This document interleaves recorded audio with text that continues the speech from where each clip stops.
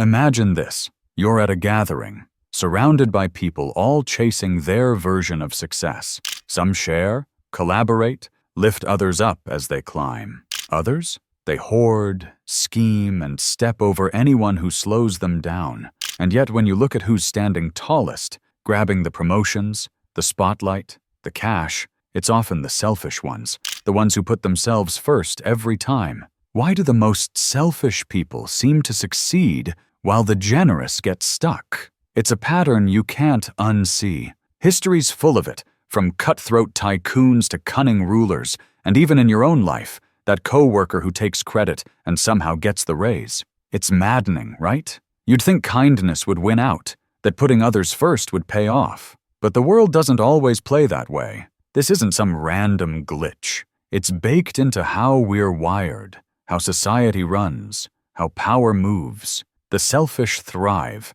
and it forces us to ask, is looking out for yourself the real key to getting ahead? Or is there something we're missing? Today, we're digging into why the most selfish people rise so high, and whether their success lasts. We'll peel back the psychology, the instincts, and the hard truths behind it. By the end, you'll see why this happens, and get 2 steps to navigate it without losing who you are. Whether you're 30 and grinding, 50 and balancing life, or 70 and looking back, this hits home. Let's dive into this uncomfortable reality and figure out what it means for us. Why do the most selfish people seem to succeed? It starts with a tough truth. Selfishness isn't just a flaw, it's a weapon. Picture a game where everyone's scrambling for the same prize: money, status, survival. The person who shares, who waits their turn, risks coming up empty-handed. The one who grabs first, who keeps their eyes locked on their own plate. They eat. It's not pretty, but it's primal, wired into us from a time when resources were scarce, and hesitation meant you didn't make it through the winter. Psychologists call it self-interest, a survival instinct that's lingered long after caves gave way to cities. The selfish don't waste energy on guilt or second-guessing. They act, they take, they win. It's not about being evil. It's about being practical in a world that doesn't hand out medals for waiting. But there's more to it than raw instinct. Selfishness sharpens focus like a blade. When you put yourself first, you're not bogged down by everyone else's baggage, your boss's bad day, your friend's latest crisis, the neighbor's endless complaints. You tune it out and zero in on what gets you ahead. Think of a CEO who cuts corners, dodging taxes, squeezing workers, all to stack their empire higher. Fair? Not a chance. Effective? Too often, yes. A philosopher like Nietzsche might nod here. He'd say it's not about good or evil, it's about power, and the selfish wield it like a tool they were born holding. They don't ask permission, they write the rules. Meanwhile, the generous trip over shoulds. Should I split this? Should I check in? And that pause leaves them a step behind. Selfishness clears the path, even if it's paved with a few bruised egos. And here's the real sting. Society doesn't just let this happen, it cheers it on. We lionize the lone wolf, the relentless climber, even when their tracks are muddy. Flip on a reality show. Nice folks get sent home. The schemers snag the prize. Look at Wall Street, Hollywood, politics. The selfish don't just play the game, they rig it. We've built a culture where putting yourself first isn't a sin, it's a strategy. But there's a shadow side. Are these wins solid, or do they crack under pressure? The selfish climb fast, sure, but do they stay up there? That's where the psychology of it all meets the real world, and it's not a straight line. Let's dig deeper into why this keeps working, and where it starts to wobble. Let's bring this home. Imagine your workplace. A team's racing to finish a project. Everyone's pitching in, except one guy. He's different. He cherry-picks the flashy tasks, slides his name onto your ideas, and when the boss swings by, he's all smiles and handshakes.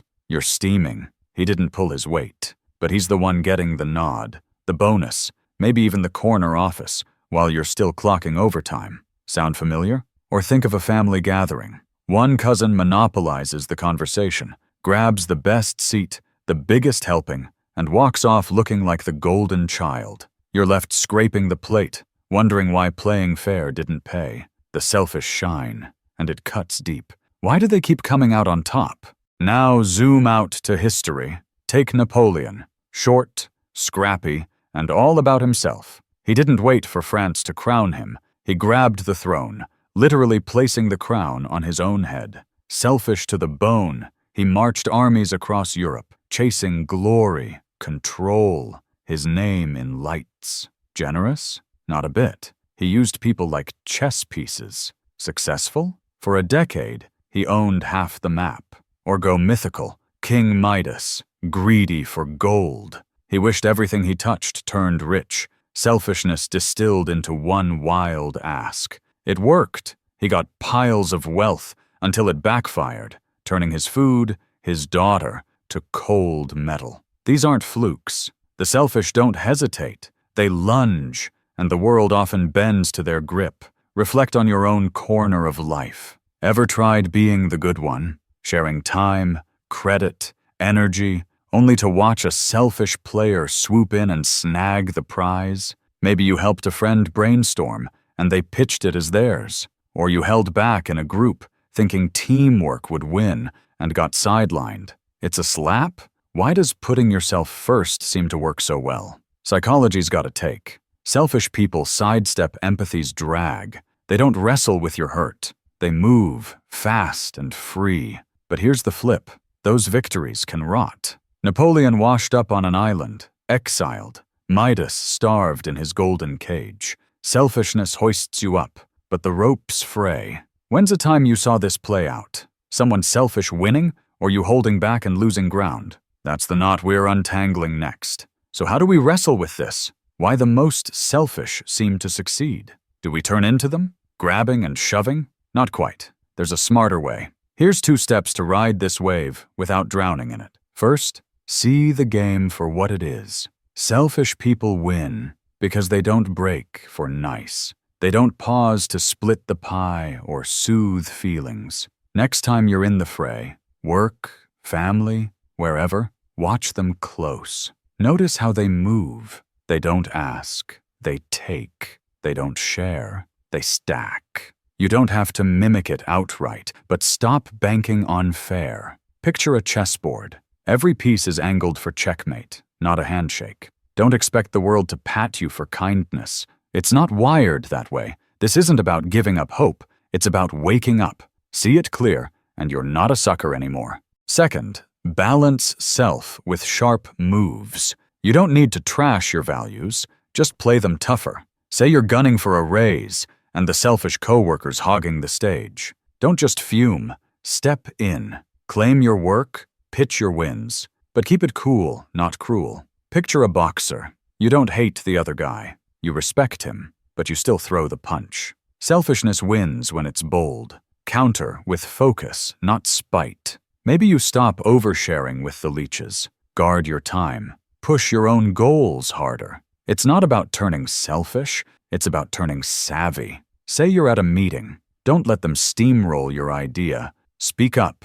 Hold your ground. The selfish feed on hesitation. Starve them of it. You're not betraying your heart. You're arming it. These steps click because they shift the odds. Seeing the game strips away the blindfold. You spot the selfish coming and sidestep their traps. Balancing self with smarts keeps you whole, but in the fight. You're not their doormat, but you're not their twin either. It's not less kindness. It's more control. Try it this week. Clock the selfish move in your orbit. Maybe a friend cutting corners, a colleague hogging praise. Then make one play for you. Pitch your idea first. Keep your best card close. It's not about selling out. It's about standing up. The selfish may climb, but you can too, without their mess dragging you down. The most selfish people seem to succeed because they've cracked a raw deal. The world doesn't run on fair. It runs on fight. They take,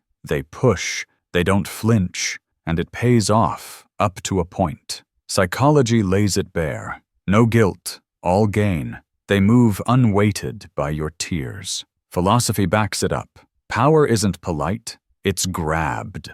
Look around. Selfish bosses, selfish stars, selfish kin. They rise because they don't wait for a turn that never comes. But here's the crack in their armor. That ladder's shaky. They climb fast, sure, but the drop's just as real. History's stacked with selfish giants. Kings, tycoons, who hit the peak and then the dirt. Napoleon rotted on an island. Midas starved in gold. Success isn't just the climb, it's the hold, and that's where they slip. You don't have to ape them to outlast them. See their game? Play yours sharper. Not meaner, just clearer. Whether you're 30 and clawing through the grind, 50 and juggling everyone's weight, or 70 and sifting what lasts, this lands. The selfish snag the day, but the long game's wider. You can rise too. Keep your core, but grow some grit. It's not turning cold, it's turning awake.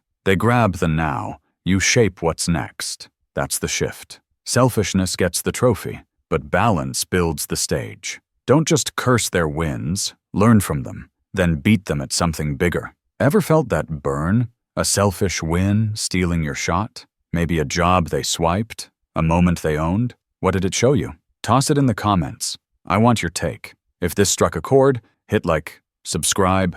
We're cracking these puzzles together. The selfish seem to succeed because they play a game most dodge. Step in, not back. You've got power too. Not their greedy kind, but your steady one. Use it smart. Don't let their noise drown you. Rise above it, your way. Thanks for sticking through this with me. Let's keep digging. See you next time.